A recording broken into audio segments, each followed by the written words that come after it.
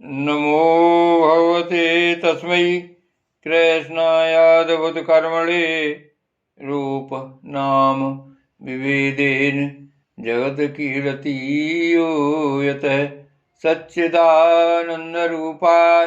विश्वोत्पत्त्यादिहेतवे तापत्रयविनाशाय श्रीकृष्णाय वयं नुमः। श्रीमद्भागवत महापुराण अष्टम स्कंद अध्याय 20वां। भगवान वामन जी का विराट रूप होकर दो ही पग से पृथ्वी और सुरग को नाप लेना।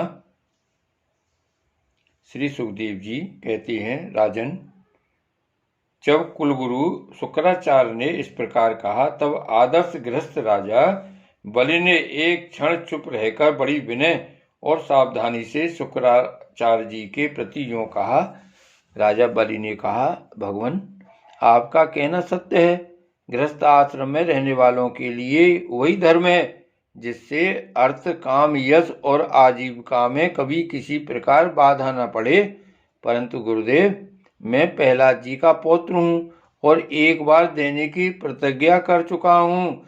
अतः अब मैं धन के लोभ से ठग की भांति इस ब्राह्मण से कैसे कहूँ कि मैं तुम्हें नहीं दूंगा। इस पृथ्वी ने कहा है कि असत्य से बढ़कर कोई अधर्म नहीं है।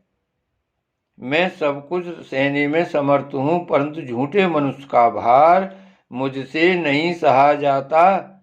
मैं नरक से, दरिद्रता से, दुख के समुद्र से, अपने राज्य के नाश से और मृत्यु से भी उतना नहीं डरता जितना ब्राह्मण से प्रतिज्ञा करके उसे धोखा देने से डरता हूँ। इस संसार में मर जाने के बाद धन आदि जो वस्तुएं साथ छोड़ देती हैं, यदि उनके द्वारा दान आदि से ब्राह्मणों को भी संतुष्ट न किया जा सका तो उनके त्याग का लाभ ही क्या रहा।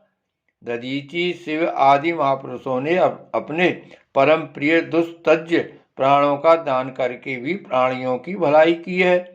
फिर पृथ्वी आदि वस्तुओं को देने में सोच विचार करने की क्या आवश्यकता है।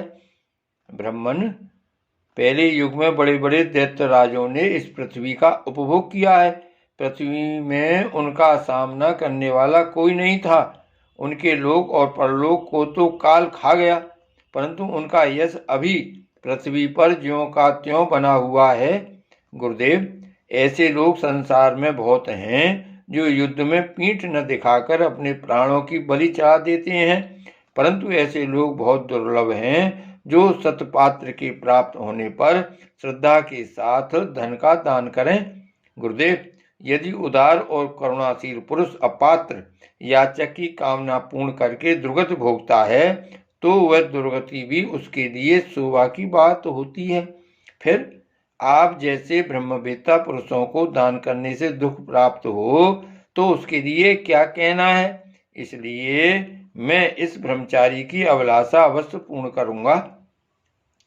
महर्षि, वेद बुद्धि के जानने वाले आप लोग बड़े आदर से यज्ञ यागादि के द्वारा जिनकी आराधना करते हैं, वे वरदानी विष्णु ही इस रूप में हो अथवा कोई दूसरा हो, मैं इनकी इच्छा के अनुसार इन्हें पृथ्वी का दान करूंगा। यदि मेरे अपराध न करने पर भी ये अधर्म से मुझे बांध लेंगे तब भी मैं इनका अनिष्ट नहीं चाहूंगा, क्योंकि मेरे शत्रु होने पर भी इन्होंने भयभीत होकर ब्राह्मण का शरीर धारण किया है।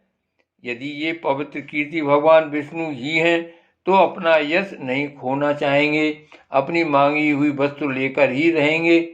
मुझे युद्ध में मारकर भी पृथ्वी छीन सकते हैं, और यदि कदाचित ये कोई दूसरे ही हैं तो मेरे प्राणों की चोट से सदा के लिए रणभूमि में सो जाएंगे।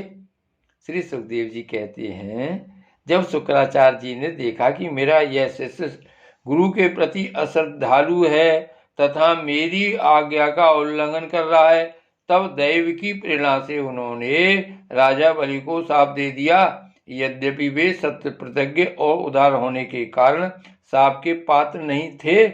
शुक्राचार्य जी ने कहा, मूर्ख, तू है तो अज्ञानी, परंतु अपने को बहुत बड़ा पंडित मानता है। तू मेरी उपेक्षा करके गर्व कर रहा है। तूने मेरी आज्ञा का उल्लंघन किया है, इसलिए शीघ्र ही तू अपनी लक्ष्मी खो देगा। राजा बलि बड़े महात्मा थे।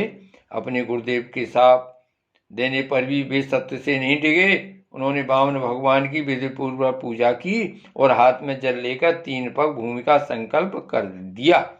उसी समय राजा बलि की पत्नी विंध्यावली, जो मोतियों के गहनों से सुसज्जित थीं, वहां आई। उसने अपने हाथों वामन भगवान के चरण पखारने के लिए जल से भरा सोने का कलश लाकर दिया।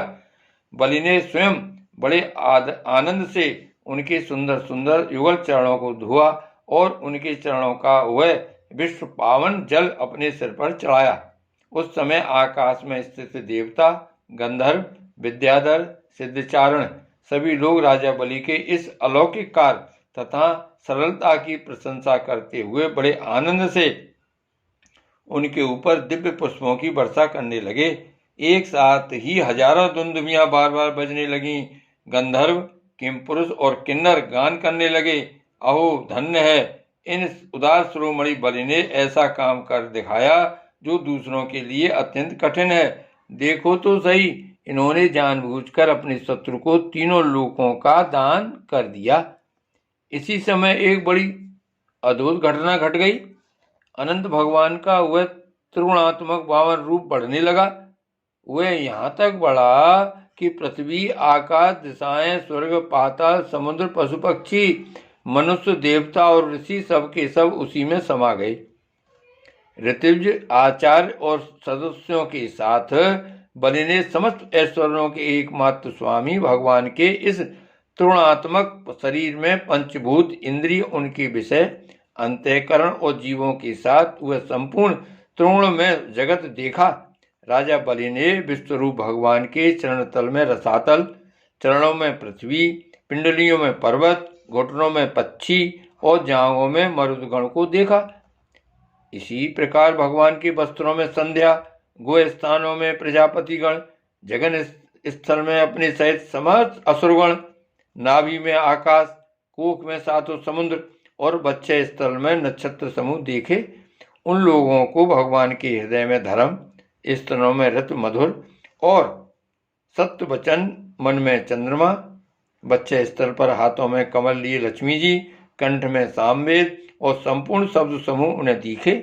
बाहुओं में इंद्रादि समस्त देवगण, कानों में दिशाएं, मस्तक में स्वर्ग, केशों में मेघमाला, नासिका में वायु, नेत्रों में सूर्य और मुख में अग्नि दिखाई पड़े। वाणी में वेद, रसना में वरुण, भौहों में विधि और निषेध, पलकों में दिन और रात, विश्वरूप के ललाट में क्रोध और नीचे के होठ में लोभ के दर्शन हुए।